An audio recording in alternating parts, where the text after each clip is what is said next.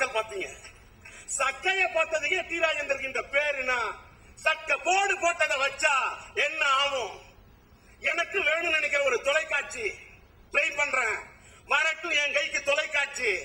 அப்புறம் பாருங்க எப்படி பேசுற, திருட்டு விசிடியா எப்படி குரல் கொடுக்கிற, டிக்கெட் ரேட்டை குறைக்கணுமா எப்படி குரல் கொடுக்கிற, எந்த நடிகரை வாழ்த்தணும் எப்படி வாழ்த்துற. சினிமா உலகத்தில் மீடியால சில மீடியாக்கள் நடிகர்கள் அவ்வளவு கேவலம், நடிகைகளை அவ்வளவு கேவலம், ஒவ்வொரு நடிகர் நடிகைகளை பத்தி அவ்வளவு உண்மையில நடந்தா எழுதியா டேபிள் ஒர்க். சினிமா கதையாசிரியர்கள் நாங்க கூட யோசிக்கல, அதை தாண்டி சில பேர் திரைக்கதை வசனம் எழுதிட்டு இருக்காங்க. நாடு தாங்கம்மா எல்லாமே சூது. நான் யாரை சொல்லுகிறேனோ அவர்களை மட்டும் சொல்லுகிறேன். நான் எல்லாம் 19 சொல்லல. சில மீடியா இன்னும் சில மீடியால சில விஷயத்தை விசாரிச்சுட்டு கேட்டுட்டு தான். ஹிந்துல ஒரு விஷயம் வருதுன்னா கேட்காம போட்டுருவாங்களா? எக்ஸ்பிரஸ்லாம் ஒரு விஷயம் வருதுன்னா கேட்காம போட்டுருவாங்களா? ஒரு பாரம்பரிய உள்ள பத்திரிகையில தினத்தஞ்சலாம் யோசிக்காம போட்டுருவாங்களா? யோசிச்சு பாருங்க.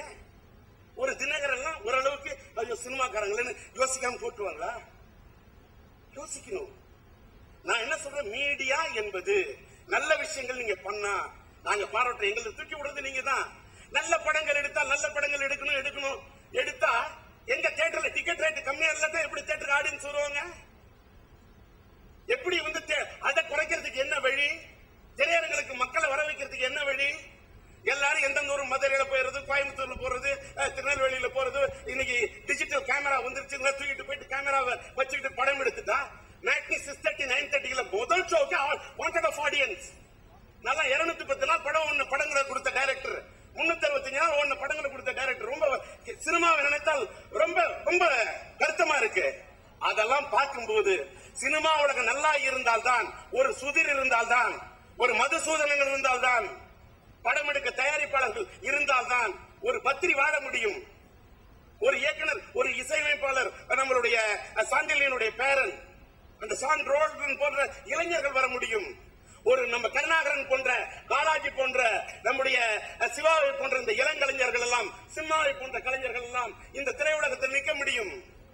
எங்களுக்கு நம்மளுடைய சுவர் சினிமா தயாரிப்பாளர் வாழ வேண்டும், படம் படக்கூடிய தயாரிப்பாளரை ஊக்குவிக்க வேண்டும் என்று சொன்னால், புதிய இயக்குநர்கள், புதிய சிந்தனை வர வேண்டும் என்று சொன்னால், இயக்குநர்களே நீங்கள் இயக்குனர் ஆவதில் தவறில்லை, சிந்தியுங்கள்.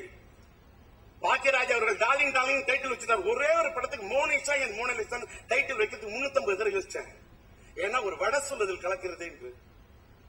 டைட்டில் பார்த்தா ஒருதலை ராகம், வசந்த அடைப்புகள், ரயில் பயணங்களில் ராகம் தேடும் பல்லவி, நெஞ்சில் ஒரு ராகம், உயிர் உள்ளவரை உஷா, தங்கைக்கு ஒரு கீதம், மைதில் உறவை காத்த கிளி, மைதிலி என்னை காதலி, ஒரு தாயின் சபதம், என் தங்கை கல்யாணி, சம்சார சங்கீதம், சாந்தி எனது சாந்தி, எங்க வீட்டு வேலன், பெற்றெடுத்த பிள்ளை, ஒரு வசந்த கீதம், தாய் தங்கை பாசம், மோனிஷா என் மோனலிசா.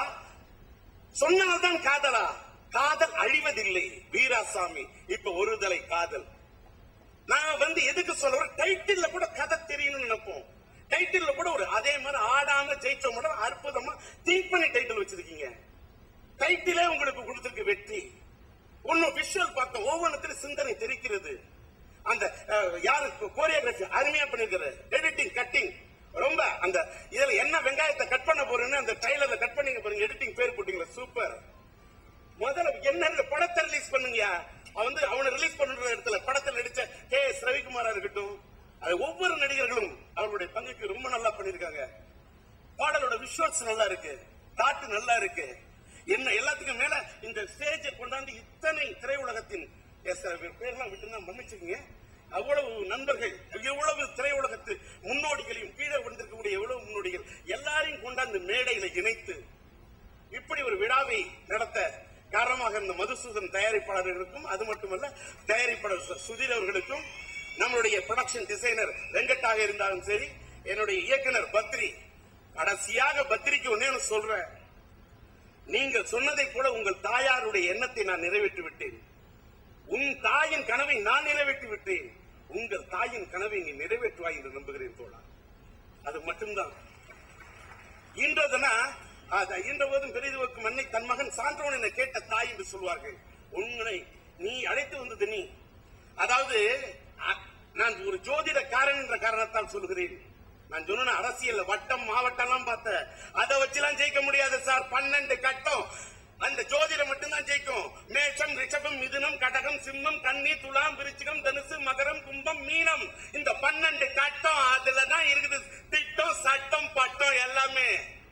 அதே மாதிரி 27 9 கிரகம், சூரியன், சந்திரன், செவ்வாய், புதன், வியாழன், வெள்ளி, சனி, ராகு, கேது, 9 கிரகம். இதுலதான் உலகம். 27 நட்சத்திரம், அஸ்வினி, பரணி, கிருத்திகை, ரோகிணி, மிருகசீரிஷம், திருவாதிரை, புனர்பூசம், பூசம், ஆயில்யம், மகம், பூரம், உத்திரம், அஸ்தம், சித்திரை, சுவாதி, விசாகம், மனுஷம், கேட்டை, மூலம், பூராடம், உத்திராடம், திருவோணம், அவிட்டம், சதயம், பூரட்டாதி, உத்தரட்டாதி, ரேவதி.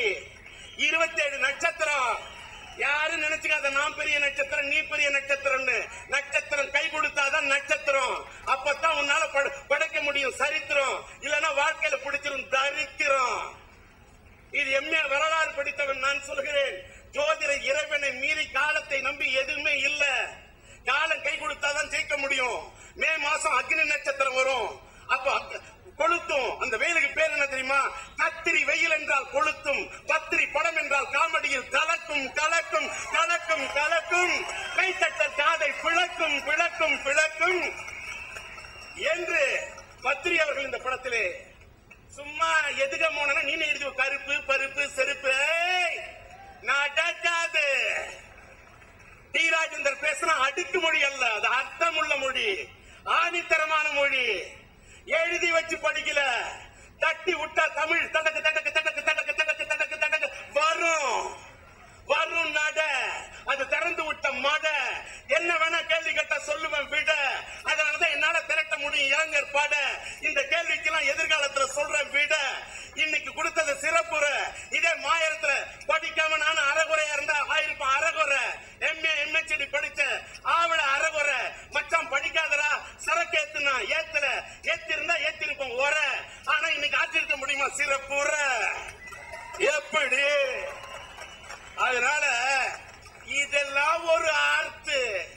இதெல்லாம் நீ நான் 150 ஸ்டைல்ல பேசுவேன். என்னோட ஒரு ஸ்டைல வச்சுட்டு தங்கச்சி அவ்வளவுதான் உனக்கு வரும்.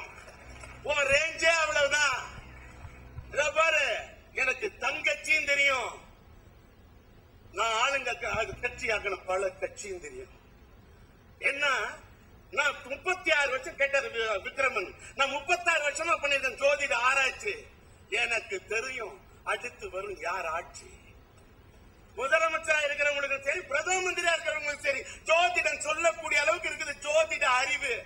ஊருக்கே ஜோதிடம் சொல்ல தெரிஞ்ச எனக்கு ஏன் ஜோதிடம் தெரியாதா? 34 வருஷத்துக்கு முன்னாடி ஏவிசி காலேஜில் எடுத்த படம். அந்த காலேஜுக்கு 34 வருஷம் கழிச்சு இப்பதான் கூப்பிட்டு டி ராஜேந்தர் அக்செப்ட் பண்ணான். ஒருதலை ராகத்துடைய கர்த்தா டி ராஜேந்தர் இப்ப சொல்றான். ஒரு ராஜேந்தர் தமிழ்நாட்டில் இவ்வளவு சாதிச்ச ராஜேந்திர ஒருதலை ராகத்தில் ஒத்துக்க வைக்கிறது 34 வருஷம் இந்த நாட்டில் ஆகுது. காரணம் என்ன தெரியுமா? சனி என்பவன் மந்தக்காரகன். அவன் மந்தப்படுத்துவான், ஆனால் மறுக்க மாட்டான். ஆங்கிலத்தில் சொல்ற Saturn he will delight but he won't deny. அதனால எனக்கு என் ஜாதகம் எனக்கு என்ன தெரியும், நான் எப்படி வருவேன் எனக்கு தெரியும். இவ்வளவு அரசியல் இருந்திருக்கேன். என்னைக்காவது ஒரு நாள் நான் மந்திரி ஆவன்னு சொல்லியிருப்பேனா? என்னைக்காவது ஒரு நாள் நான் அதை தாண்டி தமிழ்நாட்டில் இருக்கிற ஒரே ஒரு முதல் மந்திரி சீட்டு, அதுக்கு எத்தனை பேர் நான் மோதுவீங்க? ஒரே ஒரு இதான் கேட்டுக்கேன். முதல்ல நீ முதல் மந்திரி ஆவது, அப்புறம் முதல்ல மந்திரி ஆகு. முதல்ல மக்கள் பிரச்சனையை பேசு. சினிமாவோட செட்டு போட்டுட்டு பேசக்கூடாது. சினிமாவோட துட்ட போட்டு செட்டு போட்டு கோட்டையில பேசுற மாதிரி பேச. கோட்டையில போய் பேசணும். பேசுனா கேட்போம்ல, அங்க போய் பேசணும். உண்மைதான். யாரா இருந்தாலும் சரி, அரசியலுக்கு வரணும் ஆசைப்பட்டீங்கன்னா என்ன விட்ட கேள்வி கேட்பேன். You leave me at the parliament, I raise the question in English. If you want, I will talk in Hindi. Hindi மாலுமே காகரோ பேசுவேன். பேசுனியா? பாராளுமன்றம் இல்லையா, சட்டமன்றம் இல்லையா, எந்த மன்றம் இல்லையா? மக்கள் மன்றத்தில் நின்று பேசுவேன். ஒண்ணுமே இல்ல, ரசிகர் மன்றத்தில் நின்று பேசுவேன். டிஆர் மன்றத்தில் பேசுவேன், சிம்ம மன்றத்தில் பேசுவேன். இல்ல என் தோழன் யாராவது வளர்ந்து வரக்கூடிய கலைஞர் நண்பா, என் சிம்புவுடைய நண்பனுடைய ஃபாதர், நீ வந்து பேசுன்னு என்னுடைய தோழன் சொல்றேன்னு அடுத்த இளந்தரங்கள் இருக்கக்கூடிய அத்தனை கலைஞர்களையும் வாழ்த்துகிறேன். இந்த படத்தில் நடித்த அத்தனை நட்சத்திரங்களையும் வாழ்த்துகிறேன். இந்த படத்தின் இசையமைப்பாளரை வாழ்த்துகிறேன். இந்த படத்தின் பாடலாசிரியரை வாழ்த்துகின்றேன். இந்த படத்தின் எடிட்டரை வாழ்த்துகின்றேன். இந்த படத்தில் பணியாற்றிய ஒவ்வொரு தொழில்நுட்ப கலைஞரை வாழ்த்துகின்றேன். ஒவ்வொரு எங்களுடைய படத்தில் பணியாற்றின அத்தனை இந்த ஆடோமா ஜெயிச்சமிடல் இது பண்ண என்னுடைய நண்பன் நிக்கில் முருகனை வாழ்த்துகின்றேன். இப்படி ஒரு அற்புதமான பங்கன். அப்படி பண்ணி எல்லாத்துக்கும் மேல தங்களுடைய பொன்னான காலை நேரத்தில் அழைத்த அழைப்பை ஏற்று மனதார வாழ்த்த நல்ல மனதோடு வந்த எங்கள் சிறப்பு விருந்தினர்கள் அத்தனை பேரையும் என்னுடைய மனமார்ந்த நன்றியை இந்த திரைப்பட குழுவினர் சார்பாக, ஒரு சிறப்புரை ஆற்றுகின்றவன் என்பவன் சிறப்பாக உரையாற்றுவது மட்டுமல்ல, இந்த நிகழ்ச்சியை சிறப்பித்தவர்களுக்கு நன்றி கூறி விடைபெறுகிறேன். நன்றி, வணக்கம். நன்றி. இப்ப ஆடியோ ரிலீஸ். தயாரிப்பாளர் டி சிவா, பெப்சி தலைவர் ஜி சிவா முன்னிலையில் இயக்குனர் என்னுடைய குருநாதர் சுந்தர்சி அவர்கள் ஆடியோவை வெளியிட கே பாக்யராஜ் சாரும் இயக்குனர் டி ஆர் சாரும் ஆடியோ பெற்றுக்கொள்வார்கள்.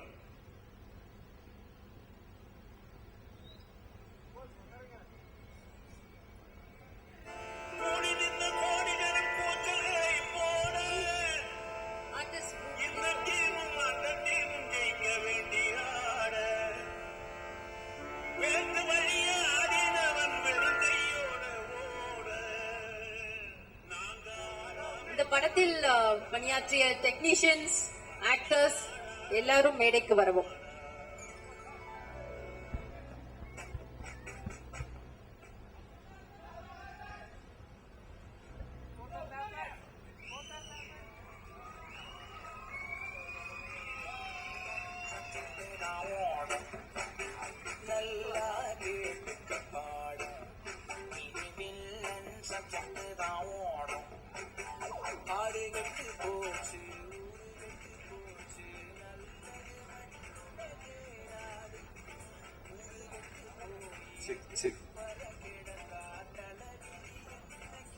Visuals okay va?